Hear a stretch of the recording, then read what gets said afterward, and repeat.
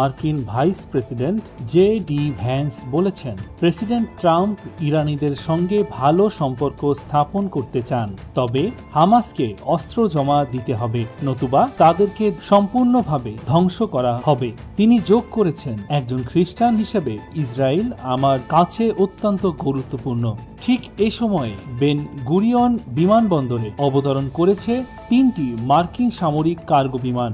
Report বলছে, এসব কার্গোতে রয়েছে সামরিক সরঞ্জাম ও গোলাবারুদ, যা অঞ্চলের উত্তেজনাকে আরও বাড়িয়ে দিয়েছে। গাজা থেকে হামাসের মুখপাত্র হাজেম কাসেম বলেন, ইহুদি দখলদাররা যুদ্ধবিরতি চুক্তি ভঙ্গের ধারাবাহিক নীতি বজায় রেখেছে।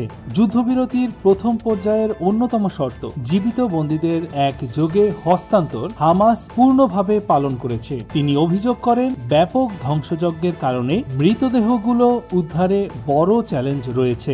আমাদের সবচেয়ে বড় সমস্যা ধ্বংসস্তূপ সরানোর জন্য ভারী যন্ত্রপাতির অভাব। এটি আমরা মধ্যস্থতাকারীদের জানিয়েছি। কাসেম আরও বলেন, দখলদাররা রাজনৈতিক ব্ল্যাকমেইলের জন্য ত্রাণ ব্যবস্থাকে ব্যবহার করছে এবং জনগণকে অনাহারে রাখার হুমকি দিচ্ছে।